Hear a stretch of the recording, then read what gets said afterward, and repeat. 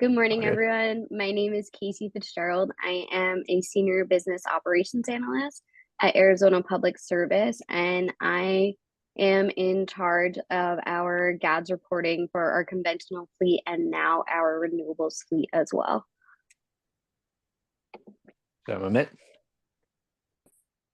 Hey, my name is Amit Patel. I work on a lot of utility automation solutions, especially GADS with large utilities, IPPs, as well as ISOs. We have a lot of software for the ISOs as well. Jagan. Good morning, this is Jagan Mandavilla. I'm a senior reliability engineer with the Texas RE. I'm the GADS support person for the entities within Texas region. So I'm the go-to person if you have any GADS questions. Also, and finally, Marty, the guy who's probably going to get bombarded with the most questions on this webinar. Hey guys, I'm William Martin, also known as Marty Martin. Everybody calls me Marty. Long story. I won't tell it here, but I'm a principal analyst at NERC. I work with all of our data collection systems. GADS, of course, is one of them. GADS, conventional, wind, solar, Midas. You've probably heard of them all and maybe input data into them all. So I'm one of the people that make sure we get the data in and we do analysis on it, of course, and try to get as good a quality data as we can, and hope I can give you some good information today. Awesome. Well, let's get started here. So on today's agenda, first, we're going to hear from Marty at NERC about upcoming deadlines, some of the requirements and resources that he has that can share to make it so that you don't have to submit 100 times and resubmit. We're going to hear from Jagan at Texas RE about some of the common questions he's hearing from the participants in Texas. And then we'll hear from Casie, hear about what they're doing at APS to kind of tackle some of the challenges and what they'll be doing with all of this GADS data, beyond just simple reporting or not so simple reporting. Awesome. Marty, you want to get started? Sure, yeah.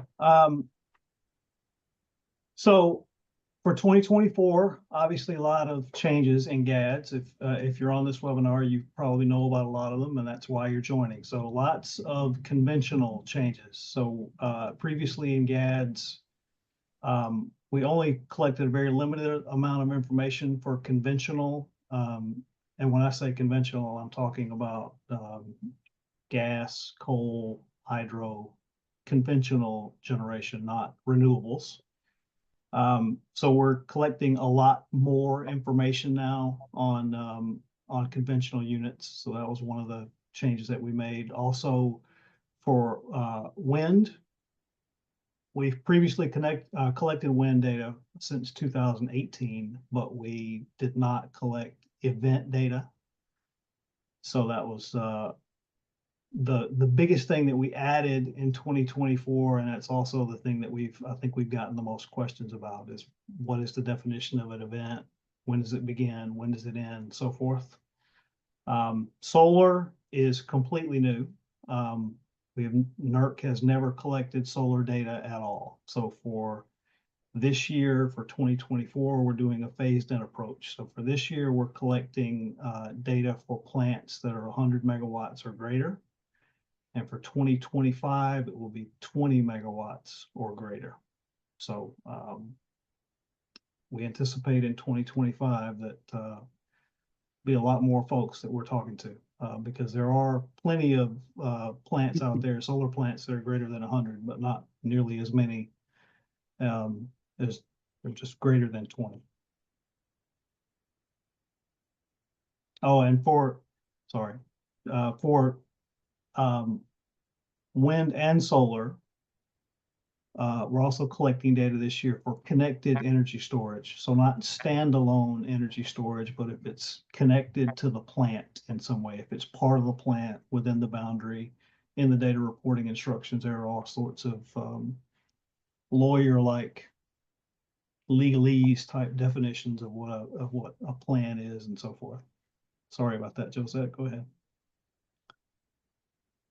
So this is some of the stuff that I talked about already NERC registered entities who are generator owners. So in wind, previously you have roles, so to speak, functions at NERC.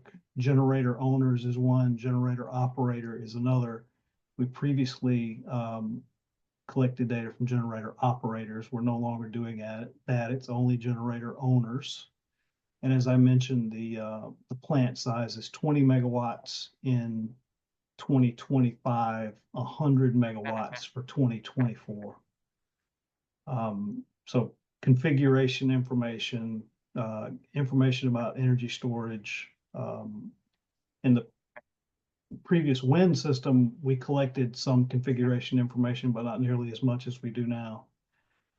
The wind is the same, still 75 megawatts or greater, and more legalese type language there for the commissioning date on or after January 1st, 2025. You know how that goes. Okay, next slide.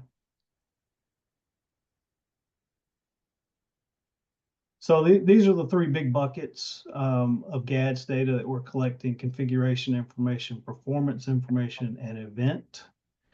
So configuration, of course, is just the characteristics of the plant.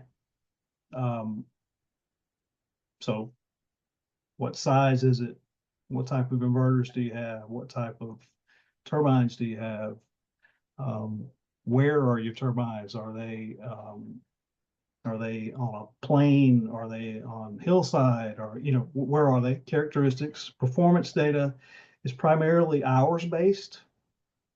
So how many hours were your turbines or inverters contact with the grid, forced hours, maintenance hours, et cetera, et cetera. And then event data. This was the big thing that caused a lot of consternation in our users.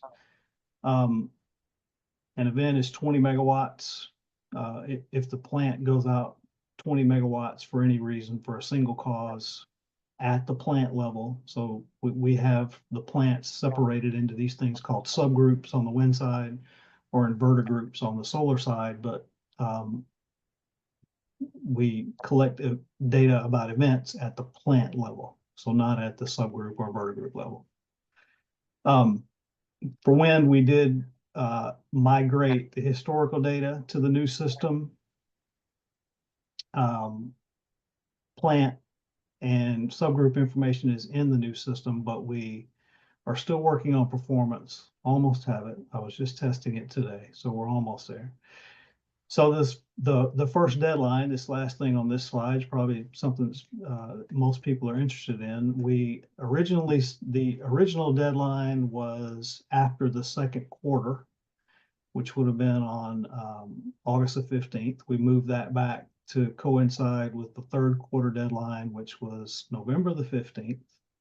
And subsequent to that, we've moved the deadline back again to the 19th of December for quarter one through quarter three. And of course, we moved the deadline so many times to try to help accommodate,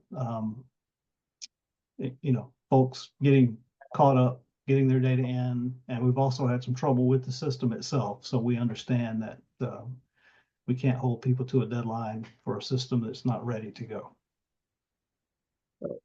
Marty, for the folks that will have to start reporting in 2025 for the first time, what's the deadline for those folks? I get that question often.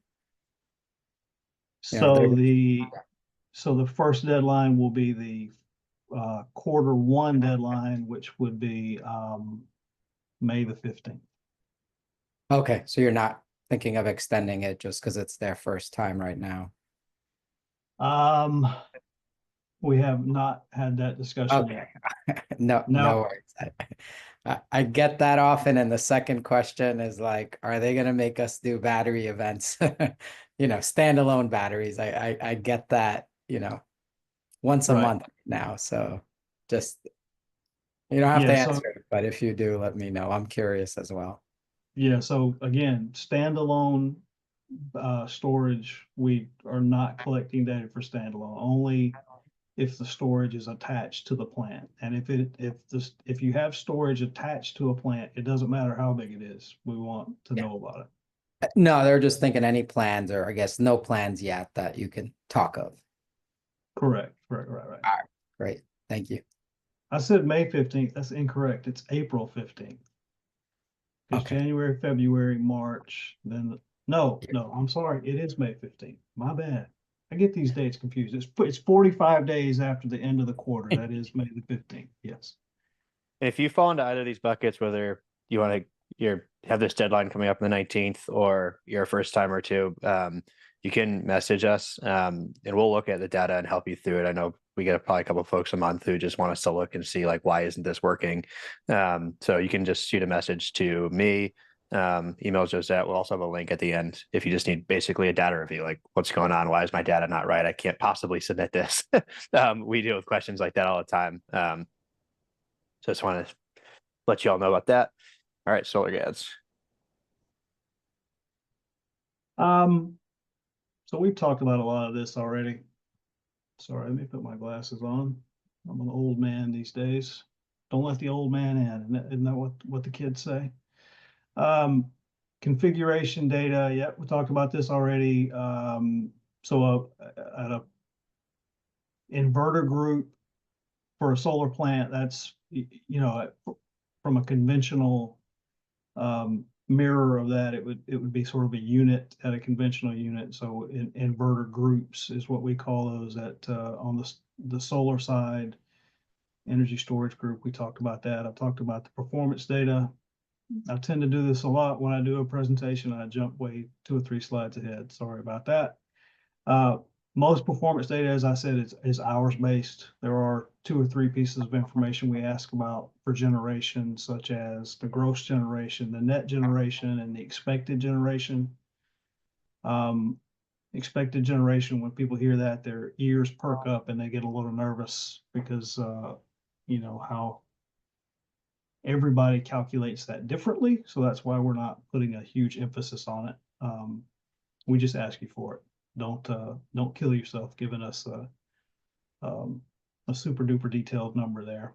So we talked about the deadline. Okay, we're good.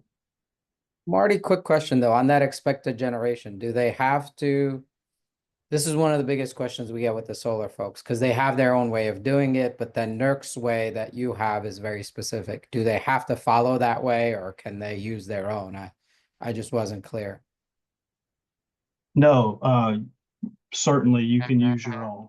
You can use your own. Our if you were to really pin us down and ask us to answer the question, we would just say, if you can defend the methodology that you're using, that's good enough for us. If you can convince us that it's accurate, that's good enough, because literally everyone we've talked to does it a different way. On the wind side, it's not so difficult. But yeah, it's not easy, but it's not so difficult because you've got your power curves that came from your manufacturer, and you know how much wind you had during the month, so you can guesstimate it. Solar, not quite as easy. So this is a slide. If you go to the main GADS page at NERC.com, it's a little difficult to navigate, and I'm not going to do a screen share and show it to you, but you'll find, you probably could use Google to find the main GADS page on the NERC website. This is the bottom part of the page, this little screenshot that shows that is showing here. Notice that it's separated here between conventional wind and solar. All of those items there are links. So you have the links to the application, frequently asked questions, data reporting instructions. If you go to the data reporting instructions pages for wind or solar, that's where the Excel upload templates will be, if you want to use those. I know you guys are have a superior method of entering the data, but we have, you know, type it into the website, put it in an Excel spreadsheet and send it in, or use third-party software. So training is there as well. which consists of PowerPoint presentations and some videos on the solar side. So yeah, next slide. So I was going to say too, if the NERC doesn't have any of the virtual in-person kind of training sessions, if you all want something like that, we're actually going to be partnering with a couple of training groups in the coming months to supply some of this stuff kind of in this type of setting. So if any of you all have something specific that you want, let us know. If you're signed up for this webinar, we have your info and you're going to get updates for it. But if there's something that you don't see coming up that you think that your org or your peers are going to get a lot of value out of, send me a message, Josette, message Amit, any of us, and we'll look into putting something together to help out. Yeah, and Marty, one thing that I want to point out, again, I think I spoke to you earlier on this. One of the biggest things is that getting these subgroup IDs and those types of things, people often get confused. So which link, if you can just point out one more time on here where they should be going for those instructions. I think they're pretty clear, but maybe getting to the instructions was difficult for folks, or you know, I'm not sure why the confusion is there, but just wanted to have you point that out one more time, please. Okay. So in the middle there, well, the training links in GADS Wind or GADS Solar, if you go to there are, you know, PowerPoints in there that are, I don't think they're actually PowerPoints. I think they've been converted to PDFs, but regardless, yeah, if you click on like inverter group, so middle of the page there, yeah, there you go. So in there, we talk about how to create an inverter group, either through putting your fingers on the keyboard on the website itself, or importing it via the spreadsheet. If you import it via the spreadsheet, there's a column off on the next to the last column on the right where you have to select the item ID, and that prompts the system to assign you an ID after the data is uploaded via the spreadsheet. The easiest way to do it is just to type it into the website. When you type it in the website, you hit save, it immediately, the page refreshes, and your new inverter group, subgroup, plant ID, whatever you're entering, immediately displays, and now you know what it is. So that's the easiest Also, way. I put the link to this in the chat if anybody doesn't have that open. So Yeah. easy to access now. So anybody on this call, Marty, who doesn't do it right and asks, we're be coming after you guys. So Well, right, yeah. So this, yeah, that's one of the. I was explaining, and we were talking about this previously, that it's kind of a chicken and egg thing. I get it. You know, you navigate the NERC website that's not the best organized thing in the world, and you finally find that wonderful spreadsheet that's going to help me upload. And the first thing that it asks you is, what is your subgroup ID or plant ID? And at that point, you're like, oh. So I get it. It's it is a little chicken and egg, but so that's how you do it. Either type it in on the website. That's the number one easiest way to do it. Number two is upload it in the spreadsheet, and I think it's the next to the last column in either the plant tab or the subgroup tab or the inverter group tab. There's a selection for ID, and that prompts the system that I'm entering something brand new and I need you to give me an ID. Yep, and I want to point out that's a one-time thing, that once you have the ID, you're just good for, you know, basically life or until something changes, and that all your reporting, you're going to be using that same ID. And just want to reiterate again, because I had a bunch of questions on the same thing, Marty. So just for the folks out there that, you know, you're getting it once and that's it. You're going to use it for the core reporting that you're talking about, Marty. So. Yeah. And got you. That's a good takeaway. Be proactive. However long you think it's going to take, triple it. sorry. I will say that whenever I'm hiring a contractor to do something, I don't know if anybody else has experienced this, I think to myself, okay, I think it's going to cost $2,500, and inevitably the person hands me a bill for $5,000. It's always double what I think it's going to be. So same type of thing here. Yeah, I think definitely the proactive side. Like we get so many people that come to us saying, "Hey, yeah, well, I think the last deadline before it got pushed was November. But I can't remember what the exact date was for it. But we had people come in like mid-October, be like, "Hey, so can we get set up on the on Power GADS and stuff? Like we need to be like, we don't know what we're doing, and we got to be compliant. We have to send this in whatever the date was in November." And it's like, okay. All right, like this is a conversation that could have been had 6 months ago, but yeah, let's get going here. Yep. So definitely stay ahead on that stuff. As simple too as like putting a calendar alert, just to remind yourself, whatever, mid-April. Hey, this is coming up in a month. Make sure you're in good shape, get ahead of it, get the help you need. Email people, ask for help. Right. I think one thing in this that I notice a lot with folks is that, we all stay very siloed. Just ask for help. Like that's why I think everybody in this room is probably can be a helpful resource for you, whether you're an attendee or on the panel.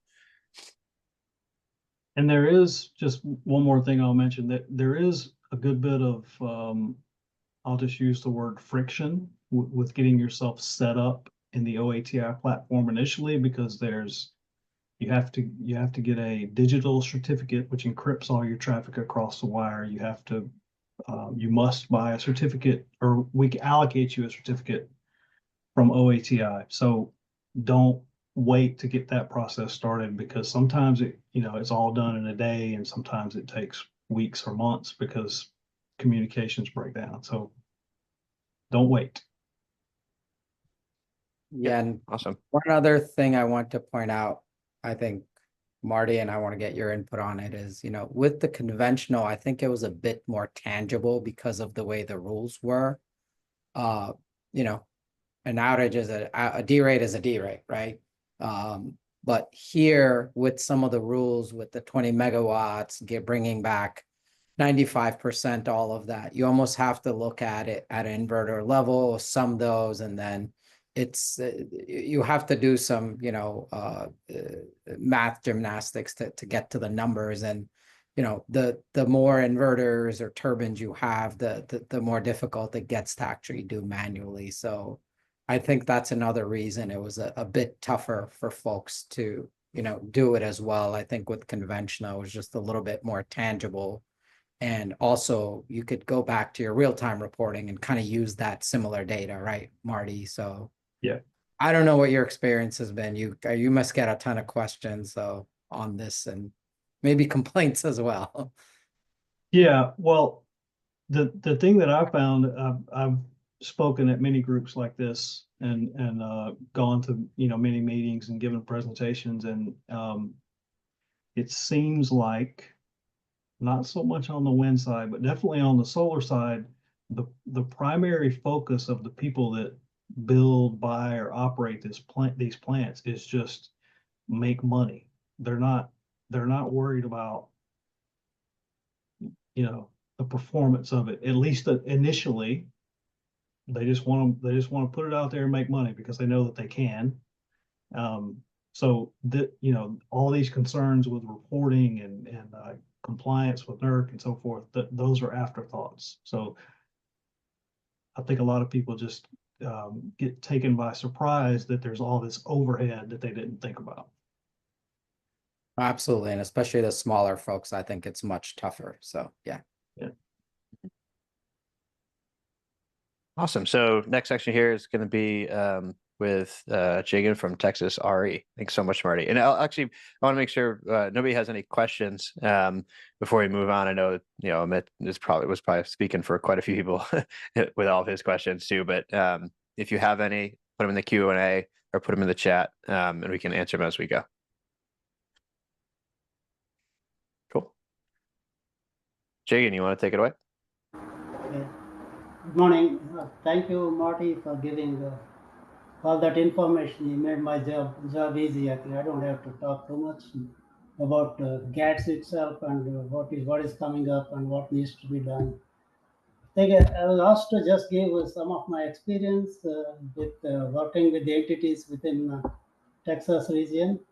So before I go there, I think I need to just tell you guys, I think, what our role as a regional coordinator compared to NERC, because we all do the same work, we look at the same system and try to collect the data into that system. So NERC does their job, but when it comes to each region, there's a regional coordinator really coordinating with all the entities within that region to go after them to get the data in, and then we also verify the data. And when they have questions, we try to just answer as much as possible. And when I can't, then of course we get back to the NERC time to time. The system is set up in a way that administratively there's certain things I can do, but not everything. So the things only NERC can do, there are things only OITI can do. So depending on the question, then I have to direct you to go talk to NERC or OITI. Time to time that happens. So what we noticed is Marty talked about timelines. And so you have to submit the data 45 days within 45 days of the end of the quarter. And my experience, I don't know what entities are doing, is there are lots of entities with big generation portfolio. They don't submit anything until the last week of the very last week of the deadline. I'm not sure that they're still proactive. They're doing something on their own in different system and they're keeping ready. But as far as we are concerned, we don't see anything. And sometimes, time to time, they come up with some issues in the last minute and then they're not able to complete. Then you don't have much time to support. That's one of the challenges we have as a regional coordinator. And one of the reasons why it's difficult is because of the deadlines. The freeze periods. At the end of this submission, there's a freeze period of, I don't know, 1 month or 6 weeks when I don't have access to the system to make any changes. So even the entity cannot make any changes. So during that time, if you are stuck, end of the quarter, you could not finish, then only NERC or OITI can make any changes. So it will be difficult to go through NERC to make changes. They have to look at all the regions and across the country, so that they will be very busy during that time. So my suggestion is that try to be proactive and then try to submit as soon as possible, at least 2 weeks before. I think you try to submit everything, and so that we have 2 weeks to support.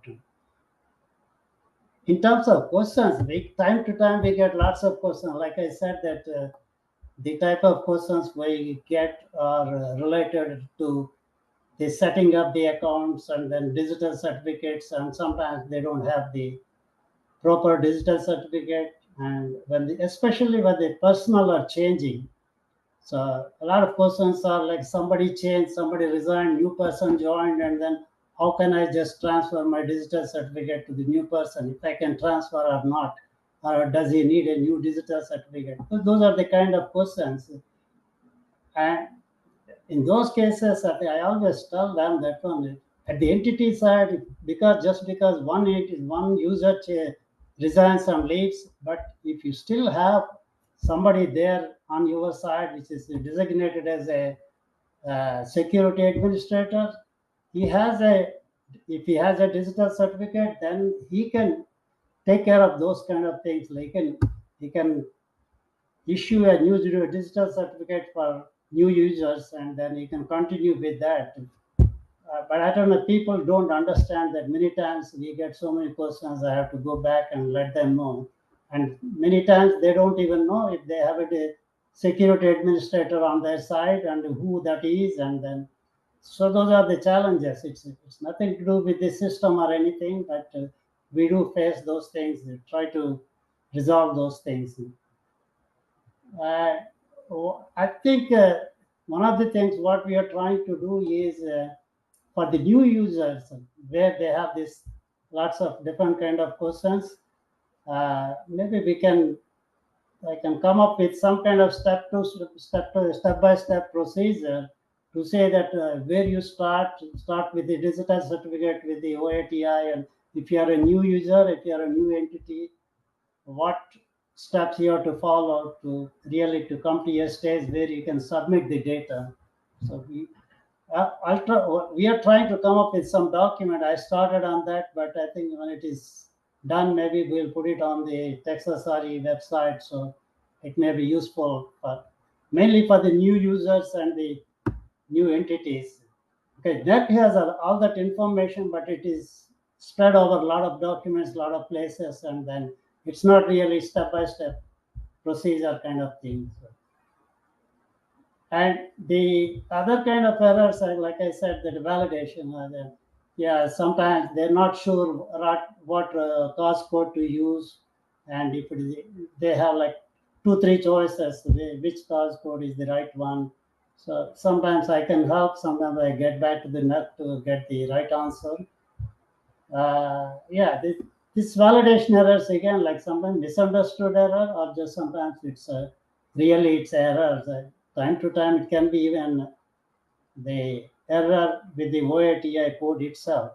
Yeah, it doesn't happen often, but rarely that also happens. Yeah, there are some of the other questions. I think those are all answers are there on the NERC website, and I direct them to go to the NERC website to read the available help files, and also they have these training videos, like Marty said.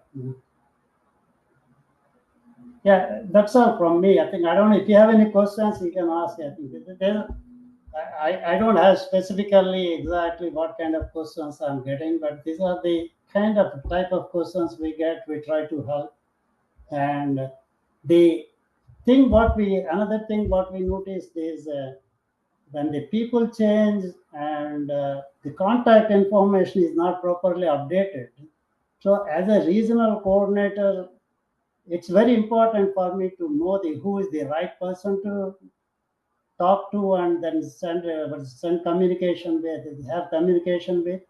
And if you don't have that information right, it's because I had to waste a lot of time, go to the compliance officer and try to get who is the GADS person, and then try to work with them. So my suggestion is, I think you always try to update the contact information up to date, make it up to date, and also identify. If ever, sometimes you have 10 different GADS contacts shown in that one in the system. I don't know who is the real one who is submitting the data, and then who to talk to if I have a question, or just to go after them for getting the submission done.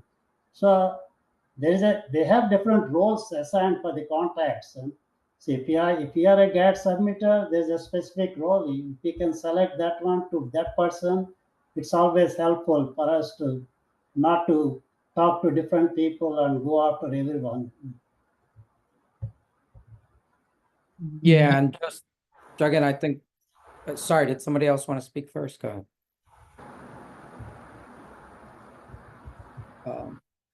So yeah, couple things I wanted to add, and apologize. I think there's a typo. It should be outage cause code. I don't know if it did autocorrect, so apologies for that.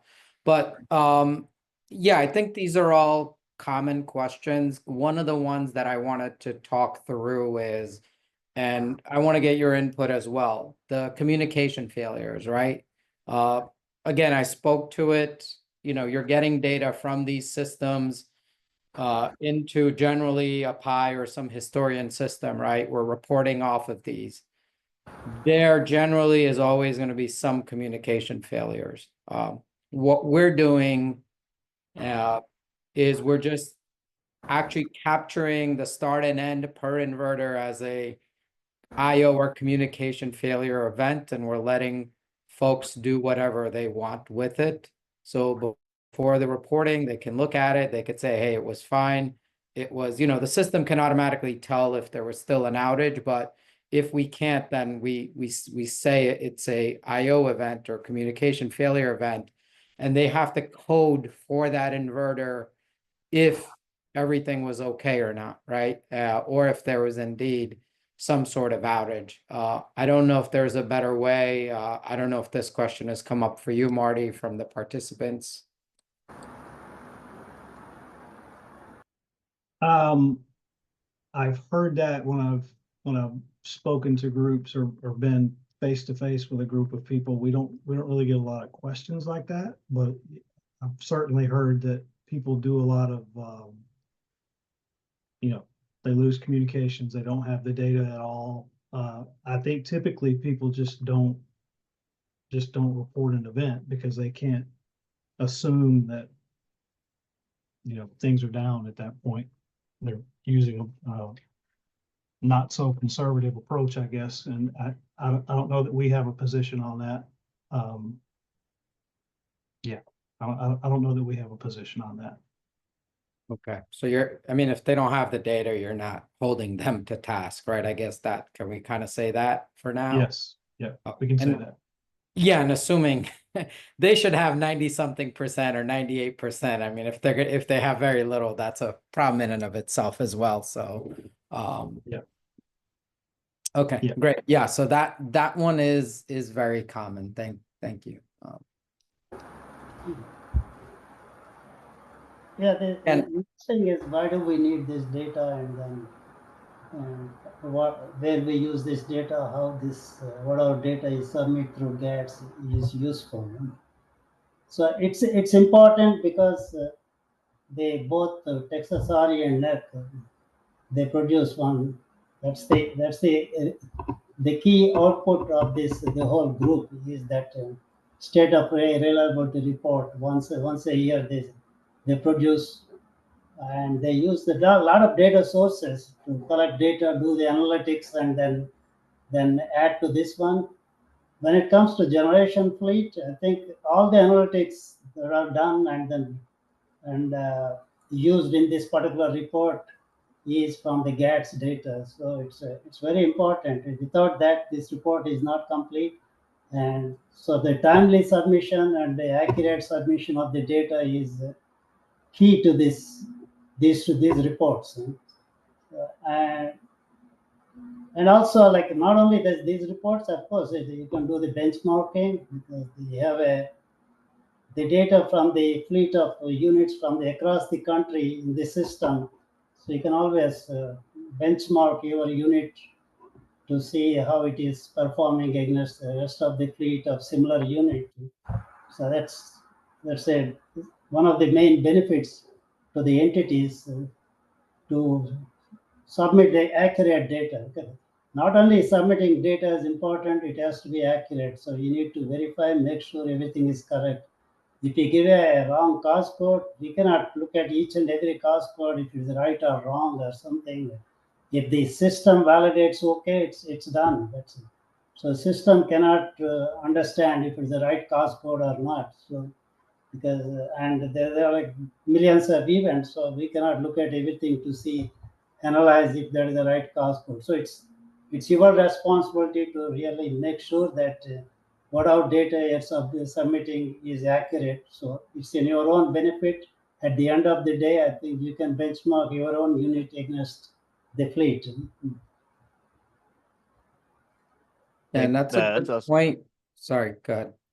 Yeah, one thing I want to add is the ISOs are also, we have a lot of ISO clients. They're all ultimately very interested in this data.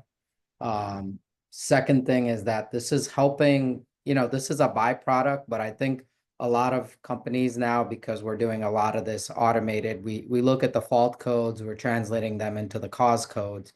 And when it gets large enough, folks are like, oh, wow, I didn't know this was happening, and some of these actually can be fixed with just a reset or getting an updated on the control system, or there's different ways to fix this, so it helps their underlying dollars if they can find these trends as well. And so Marty, is there plans so that something similar to what you did with benchmarking with the conventional that'll be available for these as well?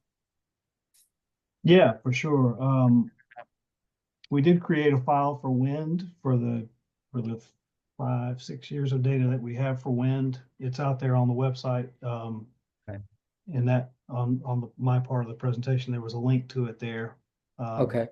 So that there is some benchmarking information there. You know, the question we always get about benchmarking is people want more detail, which Yeah. of course we can't give because we have to keep the data in confidentiality, which is why we obfuscate everything. So, but we try to give it in as much of a detailed way that it's helpful to people for benchmarking without giving away the identities of anything.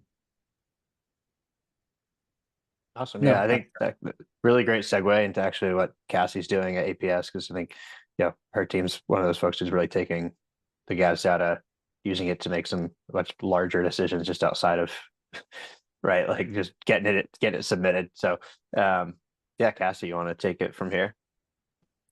Yeah, good afternoon, everyone. In case you missed the beginning, my name is Casie Fitzgerald, and I am a senior business operations analyst for Arizona Public Service. And I run our GADS program for our conventional fleet and now our renewable fleet. And so while APS has a really well built out GADS reporting program for conventional, we're now exploring what it's going to take to have the same successful program for our renewables fleet. But one of the issues I would say that we came across with our conventional is that we have so many different manual reporting processes that we do at the end of the month for data validation before we get ready for submittal. And so when we were looking at the solar data, it is a much larger scale of data with all of the pie points that are processing and all of the communications. And so we wanted to look at a new solution, which is why that we've looked to automate all of our solar GADS information. And it is incredible just to see how different it works when everything's already automated, and it just really takes like one person to look at the data, make sure that everything's correct, and maybe the only manual entry is just a cause code. Adam, do you want to move to the next slide? Yep. And so similar to some of the other companies, we got a little started a little too late on our solar GADS, so we were also in the mad dash to get everything ready. Luckily, we got a few extensions on those submission dates. But moving to automation really has freed up so much more time and resources that now only a single analyst can be able to validate the data. And like I said, the only manual entry required is maybe a cause code and the validation of the events. And so as we have automated everything for the one plant that we're required to report out on, now we're getting everything set up for the 2025 reporting, where we'll have 4 more additional sites. And this is also leading the way for us to start automating our conventional fleet as well for GADS.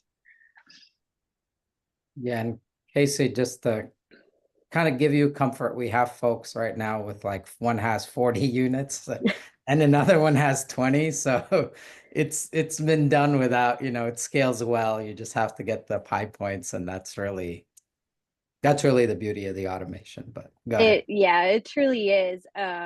Like I said, we waited a little too long, but now that we have everything set up for our first site and all of the kinks have been worked through to kind of clean up those pie points, now we just have to take that same architecture and apply it to our other runs. So all of the legwork that we did for this initial site had just led the way to make it so much easier of a process for our additional sites that we're adding to our program.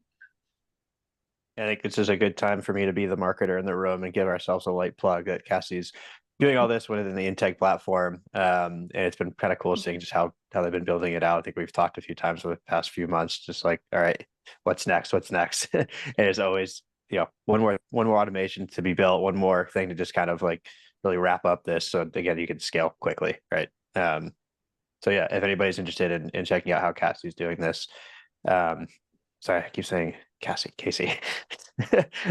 If anybody's interested in seeing how Casey's doing this, you can shoot me a message. There'll also be a link at the end to set up some time to take a look. So that's my one plug, and I'll leave it at that. Yeah, and you don't have to buy anything. Like in the last few months, Adam, I've helped, we threw that out there in a bunch of podcasts. So I've helped like 5-6 companies, and it also helps you guys understand what's happening with your peers. Obviously, we're not going to give you any, information that's, confidential, but you could see how everybody else is doing. So if you have questions, especially the smaller folks now that have to report for 2025, you don't have to buy anything. We'll tell you what you need to do. If you could do it for the automation, or if you're not automating, we can give you tips as well.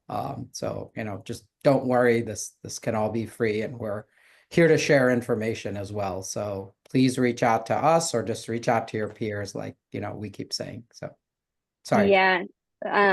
No, Integ has been a wonderful help there, such a valuable resource, even just to kind of talk through the different reporting scenarios, since reporting for solar is a lot different for reporting for conventional. The same things are not necessarily measured, as Marty mentioned before, expected generation, how that's calculated, whereas in conventional, you're just reporting what you produce in your auxiliary. So there's a lot of different things and different nuances reporting with the solar data that we're all learning together. But now that we've got our GADS data automated, we are actually looking into automating our event entry so that in our real-time system, as we report out to our ISO and our market, all of that data also will hopefully serve as an additional validation for all of the data that we are generating within our GADS program. And with all of the time that we're saving in our using the automation, this is now just allowing us to leverage that and really get into the analytics and seeing, as I mentioned before, some of the benchmarking that we're able to do, and where we stand in the industry with all of our units, and just taking everything to the next level and seeing what else is possible beyond just the simple reporting.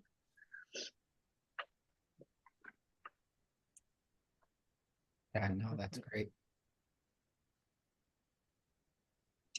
And the quote on the screen perfectly summarizes that. Now that we've saved so much time with our automation, we have so much more options to do a lot more with our data than beyond just the reporting. Yeah, and I Awesome. really want to stress this for everyone.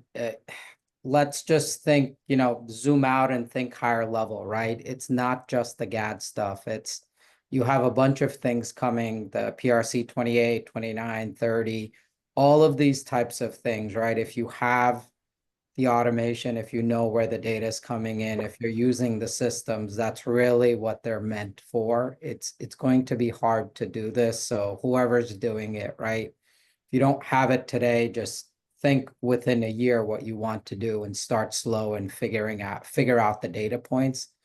That's 70% of the work, right? Casie, really, Absolutely. yeah, then you could do it internally, you can get us, you can get another vendor, but really it's identify your data, make sure there's quality data there. And then once you have that, I think you'll, that's, a good part of the journey. So. Yeah, I would say that now that we've automated this, it allows us to have more time to actually dig on the analytics and look at our outages and say, use that outage data through all of the event reporting that we've done and help take a look at our outage processes as well. So it all flows hand in hand with so many other areas and departments.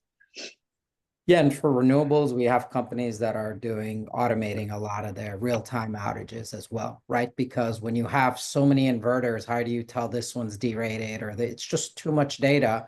And we were speaking yesterday with one of the folks in the renewables operations center. You have one person that's handling tons of units, right? Because in the conventional, you had one person or many people for one plant, one unit. Now it's you've got one person for so many units. Yeah, and I think, like Marty said, they're, especially the smaller units, right? They're really focused on just making money. They don't have the resources, and it's smaller megawatts as well, right? I don't blame them. The economics don't support it. So unless you do the automation, and automation doesn't have to be expensive. You don't have to get very expensive systems. Just, keep that in mind. It doesn't have to be expensive. Even smaller folks can do this. And I think you all should do it, whether internally with vendors or however. And, talk to your peers, talk to, even other smaller folks or co-ops, see how they're doing it. I think you'd be surprised at what can be done with, without a lot of budget, to be honest. So Yeah, I think that's a really good point, and this might be a little bit self-serving for Integ, but like a lot of consultants even now who are being asked, will you create this for us internally? They're like, no way. Like it's going to be $1 million. It's going to take months and months and months of work. It's so much. You just go out and find a platform, right? There's a couple of folks who are doing this, obviously. So, if you think it's going to be this huge undertaking, it doesn't have to be, I think is kind of like the lesson to be learned there.